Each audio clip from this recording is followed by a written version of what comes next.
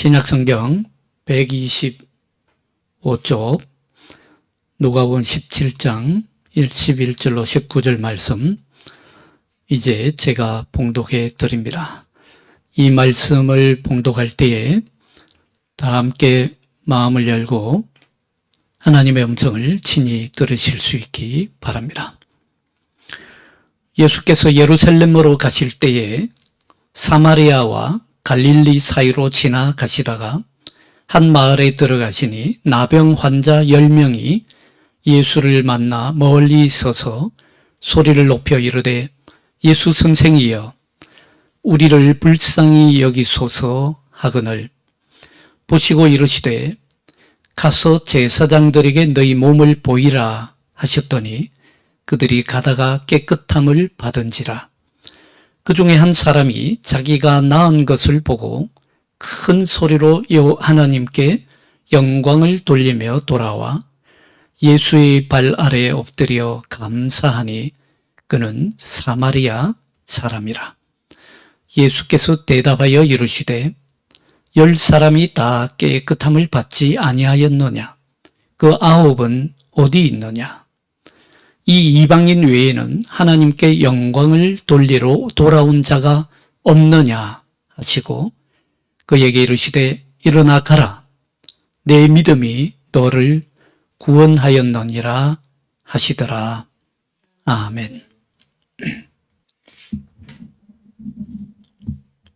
오늘 본문의 말씀은 우리가 잘 알고 있는 말씀입니다. 말씀의 요지는 너무도 간단합니다. 예수님께서 예루살렘으로 가시다가 어느 한 마을에 들렸는데 10명의 한센병 환자라고 하죠. 요즘 말로는 한센병 환자들이 예수님께 소리를 지릅니다.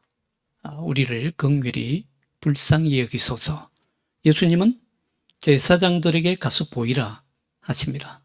그리고 제사장에게 보이러 가다가 10명이 다 깨끗함을 낳았습니다.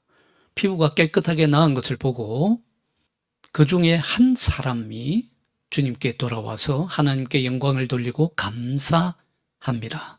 한 사람만 돌아와서 감사하는데 주님께서 나머지 9은 어디 있느냐? 하나님께 돌아와서 감사할 사람이 이 한 사람밖에 없더냐라고 말씀하십니다. 말씀은 너무도 심플하고 단순합니다. 오늘 우리가 읽은 말씀의 핵심이 무엇이라고 생각하십니까? 아마 어린아이들도 이 말씀을 들으면 감사해야 되겠구나. 감사가 오늘 말씀의 주제이구나 하는 것을 금방 알아차릴 것입니다. 맞습니다. 감사가 오늘 이 본문의 말씀에 우리들에게 들려주시고자 하시는 하나님의 메시지입니다. 그런데 오늘 저는 이 말씀을 조금 다른 각도에서 핵심을 찾아보았습니다. 그것은 일어나 가라 라고 하는 예수님의 선포의 말씀입니다. 그 이유를 조금 자세하게 말씀드리겠습니다. 오늘 본문의 말씀을 조금 자세히 살펴보면 이렇습니다. 예수님이 예루살렘을 향해서 가시는데 갈릴리와 사마리아 사이에 있는 어느 마을에 들어가셨다 했습니다. 그런데 그 마을에 공교롭게도 10명의 성경에는 나병 환자라고 되어 있습니다만 요즘은 나병 환자라고 하면 안 되죠. 한센병 환자들이 있었어요. 멀리 서서 예수님께 도움을 구합니다. 여기 성경에 멀리 서서라는 말을 그냥 단순하게 읽고 지나가면 안 됩니다. 왜 멀리 서 있었겠어요? 그들이 한센병 환자들이었기 때문입니다. 당시에 이스라엘 사회에서는 한센병 환자들은 사회적으로 철저하게 격리시켰습니다. 레위기 13장 한 장 전체가 바로 이 한센병 환자에 대한 율법적인 규정을 말씀해 주고 있습니다. 레위기 13장에 보면 한센병 환자들을 제사장들이 어떻게 다뤄야 할지, 한센병이 무엇인지를 정확하게 규정해 놓고 있습니다. 우선 제사장들은 나병 환자를 부정하다라고 선언해야 됩니다. 규정해야 됩니다. 그리고 레위기 13장 45절로 46절에 보면 한센병 환자들을 철저히 격리하라고 말씀하고 있습니다. 나병 환자는, 한센병 환자는 옷을 찢고 머리를 풀며 그리고 윗입술을 가리고 외치기를 부정하다 부정하다 할 것이요 병 있는 날 동안은 늘 부정할 것이라. 그가 부정한 적 혼자 살되 진영 밖에서 살지니라 라고 규정하고 있습니다. 한센병이 여러분 무섭고 힘든 것은 병 그 자체가 너무도 고통스러운 병이기도 하지만, 그 이유 때문이기도 하지만, 그것보다 더 힘든 것은 한센병 환자들은 철저히 고립된 삶을 살아야 한다는 것입니다. 우리나라에도 일제시대에 한센병 환자들을 소록도에 철저히 격리시켰죠. 그 이유가 일본 황제가 신의 아들인데, 신의 아들이 다스리는 나라에 이런 한센병 같은 환자들이 기거해서는 안 된다. 그래서 철저하게 격리시키고 더 이상 자손을 낳지 못하도록 막아버렸습니다. 사실 오늘 본문에서는요, 이 무서운 격리에 대해서 두 가지 말씀을 해주고 있습니다. 하나는 오늘 지금 말씀드린 대로 한센병 환자들을 철저히 격리시키는 거였고, 다른 하나는 그 전에서 이미 말씀하고 있습니다. 우리 11절을 다 같이 한번 읽겠습니다. 11절 말씀입니다. 11절 시작. 예수께서 예루살렘으로 가실 때에 사마리아와 갈릴리 사이로 지나가시다가, 좀 본문 말씀을 읽으면서 여러분 이상한 점 느끼지 않았습니까? 사마리아와 갈릴리로 가시다가 있습니다. 여러분들 이스라엘 지도를 펼쳐놓고 보면요, 여러분들 순서상으로 따지면 예수님이 지금 예루살렘으로 가시는데 맨 이스라엘 북쪽에 갈릴리가 있죠. 그리고 그 아래에 사마리아가 있습니다. 그리고 그 아래 예루살렘이 있습니다. 그러니까 지리적인 순서로 말한다면 이런 순서로 나오면 안 되지요. 사마리아와 갈릴리 사이가 아니라 갈릴리와 사마리아 사이라고 말해야 되죠. 근데 사마리아와 갈릴리라고 하면서 사마리아를 먼저 앞세워서 강조하고 있습니다. 이건 누가복음에서 특별하게 강조하고 있는 부분입니다. 왜 그렇겠어요? 그 이유는 당시 사마리아 사람들과 유대, 예루살렘 사람들 사이에는 심각한 갈등이 남아 있었죠. 그들 사이는 철저하게 격리되어 있었습니다. 예수님이 사마리아에 있는 사마리아 성에 들어가서 우물 곁에 앉았을 때 물 기르러 온 여인에게 물을 달라고 하니까 당신은 유대 사람으로서 사마리아의 여인인 나에게 어찌 물을 달라고 하십니까? 할 정도로 유대 사람들은 사마리아 사람들과 상종도 하지 않았습니다. 겸상도 하지 않았고 물도 같이 마시지 않았습니다. 철저하게 차별했습니다. 그렇기 때문에 사마리아와 갈릴리 사이라고 하는 이 말씀은 단순히 지리적인 표현을 말해주는 것이 아닙니다. 사마리아를 먼저 말함으로써 사마리아라는 것을 의도적으로 강조하고 있는 것이에요.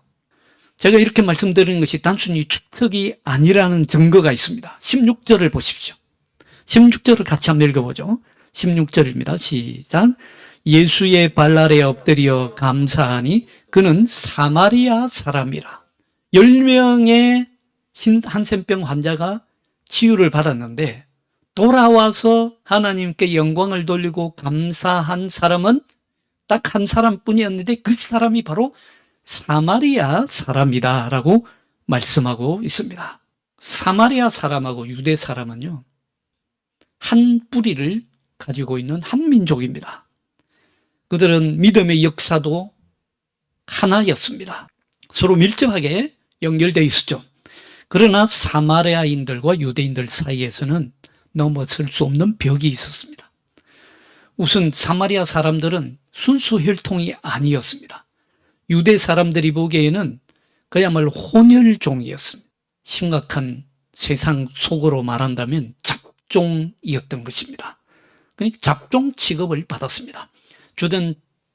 우리가 잘 알듯이 주던 721년에 앗수르가 북이스라엘에 먼저 망하게 되죠.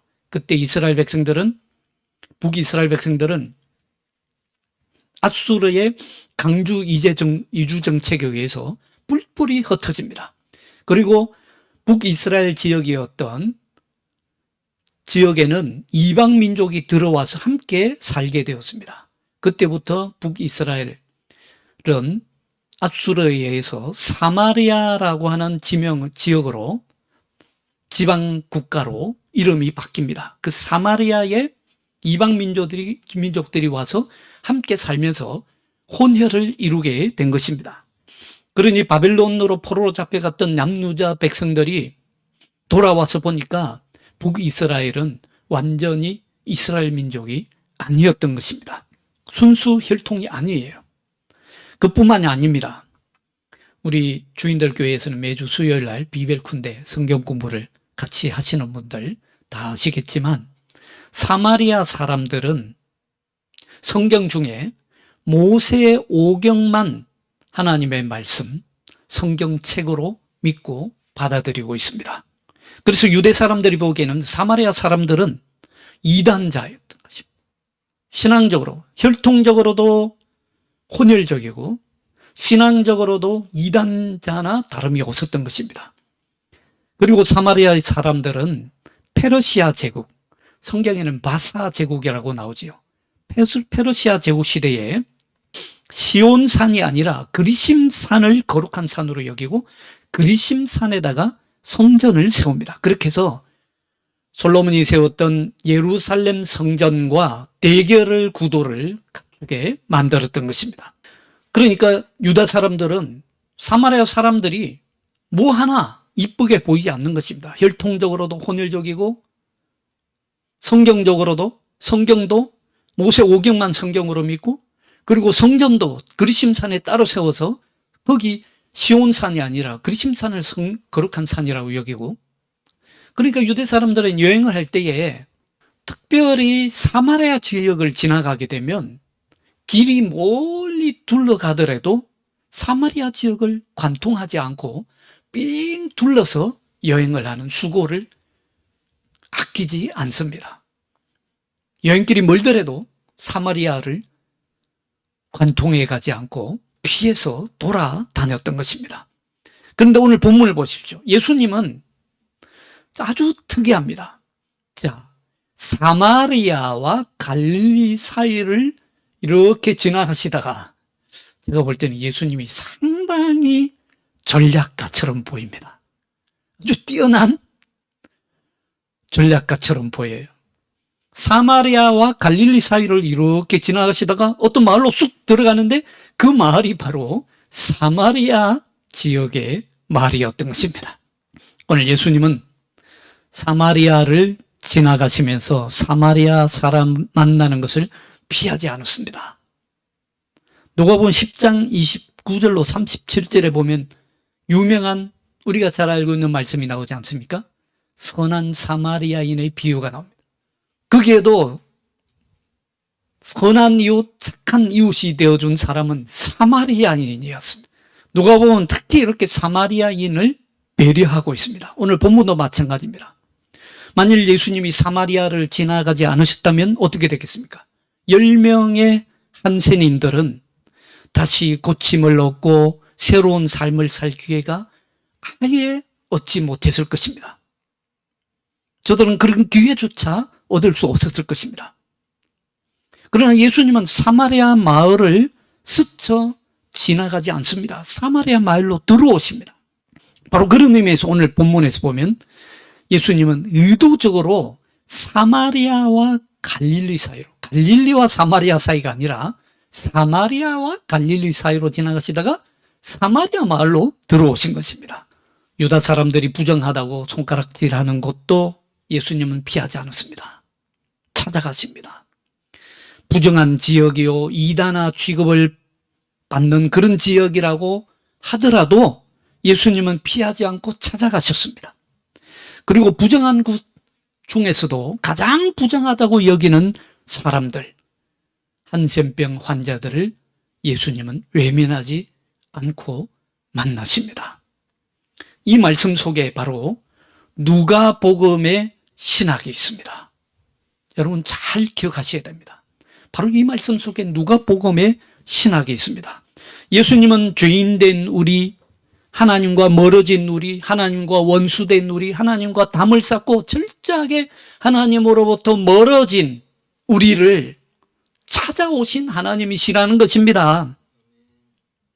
이스라엘 백성들뿐만 아니라 전 세계 누구든지 사람들이 아무리 외면해도 예수님은 찾아가십니다. 예수님이 만나러 오셨기 때문에 우리는 다시 사는 기회를 얻게 된 것입니다. 새 생명을 얻을 기회를 얻었습니다. 새로운 사람, 새로운 존재, 새로운 피조물이 되는 기회를 얻게 되었던 것입니다. 여러분, 우리의 만남은 우연이 아닙니다. 우리가 예수님 만난 건요, 절대로 우연히 일어난 것이 아님을 믿으시길 바랍니다. 오늘 보십시오. 예수님은 의도적으로 사마리아를 찾아가지 않습니까? 우리가 예수님 만난 것도 마찬가지입니다. 우리가 예수님 만난 것은 전적으로 하나님의 배려이며 하나님의 계획이고 하나님의 은혜이며 하나님의 약속의 성취임을 믿으시기 바랍니다. 하나님은 만세 전부터 특정하신 사람들이 예수님을 만나게 하셨습니다. 만세 전부터 우리를 택하시고 특정하시고 그래서 예수님을 만나게 하신 것입니다. 에베소서 1장 4절 말씀입니다. 우리 에베소서 1장 4절 말씀 한번 찾아서 다 같이 읽어볼까요? 에베소서 1장 4절 말씀입니다. 신약성경 에베소서 1장 4절 말씀, 3절 4절 다 같이 한번 읽겠습니다. 자, 시작. 찬송하리로다. 하나님 곧 우리 주 예수 그리스도의 아버지께서 그리스도 안에서 하늘에 속한 모든 신령한 복을 우리에게 주시되 곧 창세 전에 그리스도 안에서 우리를 택하사 우리로 사랑 안에서 그 앞에 거룩하고 흠이 없게 하시려고. 창세 전에 그리스도 안에서 우리를 택하셨다고 말씀하고 있습니다. 여러분 믿음으로 받아들이시기 바랍니다. 창세 전입니다.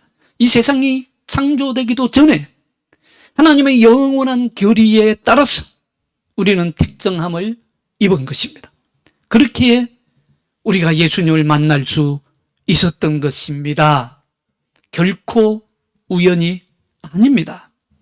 마치 오늘 예수님께서 사마리아와 갈릴리 사이로 가시다가 한 마을에 들어간 것이 결코 우연이 아닌 것과 같습니다.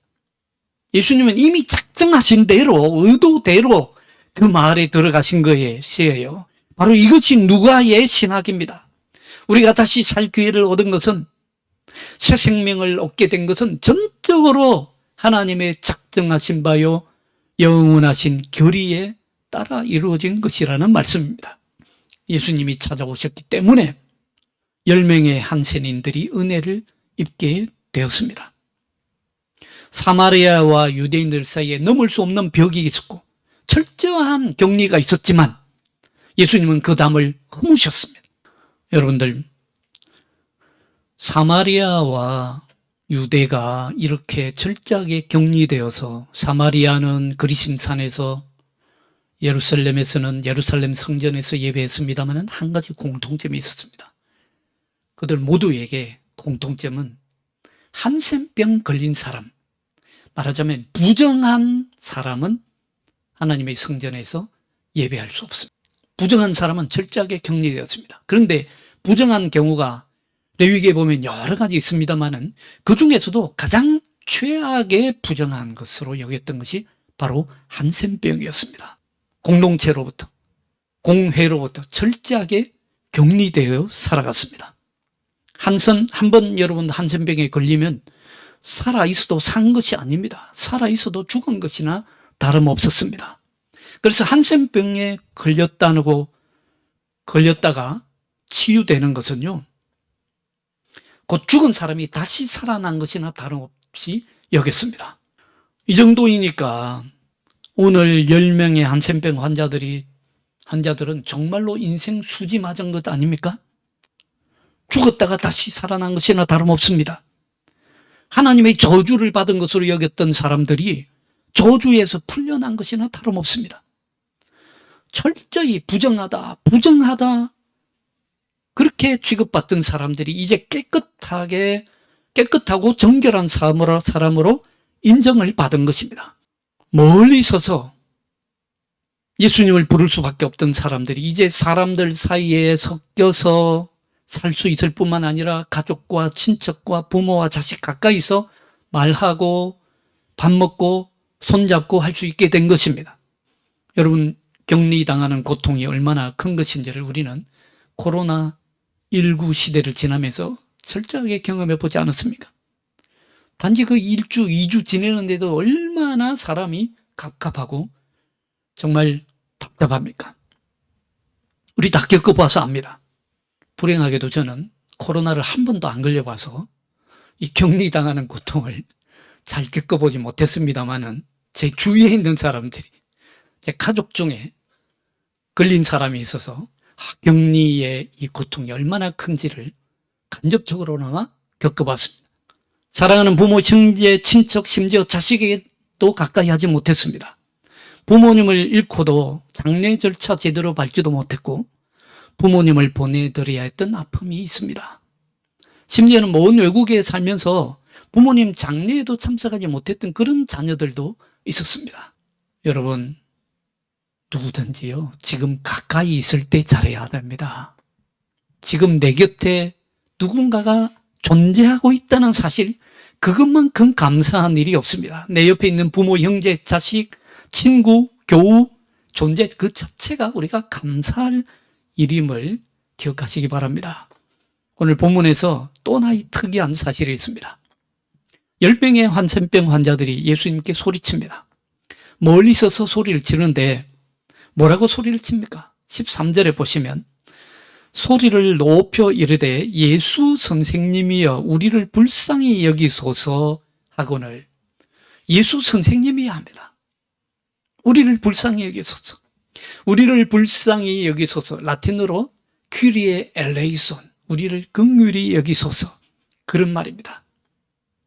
예수 선생님이여, 이 호칭이 사실은 당시에는 예수님의 제자들이 주로 부르던 호칭입니다. 그런데 한센병 환자들이 예수님을 어디 한 번이나 만나봤겠습니까? 처음 만납니다. 소문으로 들어서야 알겠지만, 그러나 지금 처음 보는데 예수님을 예수 선생님이여라고 부르고 있습니다. 그리고 그들은 예수님에게 소리칩니다. 우리를 긍휼히 여기소서. 사실적으로는 이 부탁이 좀 비현실적입니다. 여러분들, 아픈 사람들이요, 제가 목사로서 신방을 가면 아픈 사람의 제일 첫 소원은 뭡니까? 병이 빨리 낫는 것입니다. 목사님 기도해 주세요. 병이 빨리 낫기를 기도해 주세요. 어서 털고 일어나게 되기를 기도해 주세요. 그런데 오늘 한센병에 걸린, 이 무시무시한 질병에 걸린 사람들이 예수님께 소리를 지르는데, 예수님 우리 좀 살려주십시오. 우리 좀 고쳐주십시오. 제발 사는 것 같지가 않습니다. 좀 고쳐주십시오라고 예수님께 부르짖지 않습니다. 예수님께 부르짖기를 우리를 불쌍히 여기소서. 사실은 저는 기도 중에 이 기도가 가장 솔직하고 가장 간절한 기도라고 생각합니다. 그저 하나님이 나를 불쌍히 여겨주시기만 한다면 내 병이 깨끗하게 나을 수 있습니다라는 고백입니다. 하나님이 나를 불쌍히 여겨주시기만 한다면 지금 내가 고통당하고 있는 이 문제가 완전히 해결될 줄로 믿습니다. 다른 말이 뭐 필요가 없습니다. 하나님 나를 그저 긍휼히 여겨 주옵소서. 퀴리에 엘레이손, 불쌍히 여기소서. 가장 겸손한 기도가 아닌가 싶습니다. 하나님이 그냥 안 들어줄래야 안 들어줄 수가 없는, 정말 우리 인간이 보기에는 딱한, 세상 말로 하면 딱한, 그냥 들어주고 싶은 기도, 가장 솔직하고 겸손한 기도가 하나님 그저 불쌍히 여기소서. 하나님 앞에 기도는 여러분 이렇게 하는 것입니다. 딴 말 길게 중언부언 늘어놓을 필요가 없어요. 하나님이 다 아십니다. 이런 간절한 부르짖음을 들으셨기에 예수님은 오늘 이런 반구, 가타부타 아무런 부연 설명도 없습니다. 그저 가서 너희 몸을 제사장들에게 보이라 하십니다. 예수님께서는 레위기 17장에 규정된 성결법에 따라서 제사장들에게 가서 보이라 하신 것입니다. 그런데 이 10명의 환자들이 예수님 제사장들에게 보이러 가고 있는데 놀라운 일이 일어납니다. 가고 있는데 오늘 14절을 보십시오. 14절 보면 그들이 가다가 깨끗함을 받은지라 했습니다. 가다가 깨끗함을 받은지라. 오늘 본문 말씀 속에 가다가 깨끗함을 받은지라 했는데 여기까지 좋습니다. 그런데 깨끗함을 받은 사람 중에 한 사람만 돌아와서 예수님께 감사합니다. 사마리아인 한 사람뿐이었어요. 심지어 오늘 사마리아인인데 예수님은 이 사마리아인을 가리켜서 뭐라고 부릅니까? 18절에 보면요, 예수님은 이방인이라고 부르고 있습니다. 이 사마리아인 이방인밖에 없느냐? 예수님께서 이렇게 말씀하시는 데는 이유가 있습니다. 평소에 그렇게 이방인 취급하고 사마리아인 취급하고 이단자 취급하고 부정하다고 취급받던 사마리아인 사람일지라도 그 사람일지라도 감사하고 돌아올 줄 아는데 너희들은 지금 뭐하고 있느냐라고 하는 책망의 말씀이 이 속에 숨어 있습니다. 그러니까 이 본문 말씀은 유대인들이라고 자부하는, 자기들은 스스로 어렵다고 생각하고 자기들은 거룩하다고 생각하고 자기들은 정결하다고 생각하는 유대 사람들이 들으라고 하시는 말씀인 것입니다. 정말로 누가복음 10장에서 말씀하시는 선한 사마리아인 비유와 아주 유사합니다. 늘 사람을 차별하면서 자신이 정결하다고 생각하면서 자신은 문제없다고 여기면서 감사하는 일을 늘 뒷전으로 미루고 감사하는 것은 잊어버리고 사는 유대인들과 오늘날의 우리에게 주시는 말씀입니다. 돌아와서 감사한 사람은 이 이방인 한 사람뿐입니다. 오늘 17절을 봅니다. 17절 다 같이 읽겠습니다. 17절 말씀입니다. 시작. 예수께서 대답하여 이르시되 10사람이 다 깨끗함을 받지 아니하였느냐? 그 9은 어디 있느냐? 18절 계속 읽습니다. 이 이방인 외에는 하나님께 영광을 돌리러 온 자가 없느냐? 오늘 본문의 표현을 보면 예수님도 좀 놀라신 듯합니다. 도대체 이게 어떻게 된 일이냐? 10사람 중에 한 사람밖에 없다니. 마치 창세기 19장 하면 이제 무슨 말씀이 나오는지 머릿속에 다 들어가 있죠. 비벨군대의 위력입니다. 창세기 19장 하면 소돔과 고모라에 멸망하는 장이죠. 거기 보면 의인 10명이 없었습니다. 의인 10명이 없어서 소돔과 고모라가 멸망한 것과 똑같이 마찬가지로 이 세상은요, 감사하는 사람 없으면 망하는 것이나 마찬가지입니다. 그리고 오늘 예수님은 결론과도 같은 아주 결정적인 말씀을 주십니다. 19절 말씀 다 같이 읽겠습니다. 19절입니다. 시작. 그에게 이르시되 일어나 가라. 내 믿음이 너를 구원하였느니라. 아멘. 특이한 말씀이지요. 성령의 감동과 깨닫게 하심으로 이 말씀이 저와 여러분에게 주시는 특별한 말씀으로 들려지기를 축원합니다. 들을 귀 있는 사람만이 들을 수 있는 말씀입니다. 일어나 가라 하십니다. 아주 중요한 말씀이에요. 사실 오늘 본문에서 가장 중요한 말씀이 여기에 있다고 저는 생각합니다. 일어나 가라. 오늘 사실 본문 전체에서 예수님은 가라라는 말씀을 2번 하고 있습니다. 그렇죠? 어디서 하고 있습니까? 14절과 오늘 지금 읽은 19절입니다. 14절에서는 너희들이 가서 제사장들에게 너희 몸을 보이라 합니다. 종사만 추린다면 가서 보이라 합니다. 그러나 지금 홀로 돌아와서 하나님께 감사한 이 사마리아인에게는 일어나 가라 하십니다. 가서 보이라와 일어나 가라. 무슨 차이가 보이십니까? 가서 보이라 하는 것은요, 율법적입니다. 율법적인 신앙이에요. 일어나 가라는 것은요, 우리에게를 자유케 하시는 복음의 신앙입니다. 복음적 신앙이에요. 가서 보이라는 것은 뭘 가서 증명해 보이라는 것입니다. 그러나 일어나 가라는 것은 이제 너는 하나님의 생명으로 완전히 새로운 새로움을 힘입었으니, 새로운 존재가 되었으니, 일어나 가서 너의 생명의 자유를 누리라라고 하는 복음의 말씀입니다. 가서 보이라는 것은요, 타율적 신앙이에요. 누구에게 보이고 누구에게 보여서 신앙생활하는 겁니다.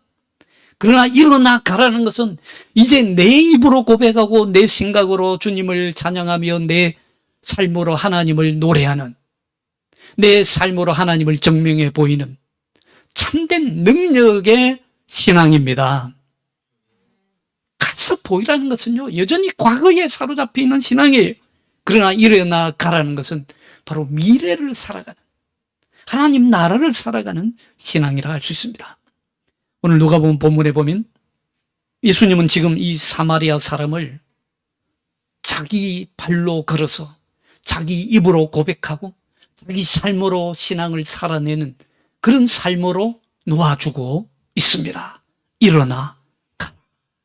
누가 보고 누가 검증해주고 누구에게 보이고 다른 사람들이 판단해주는 그런 신앙이 아니라 스스로 두 발로 서서 자기 삶을 책임 있게 살아가는 책임적 신앙을 선포하고 있습니다.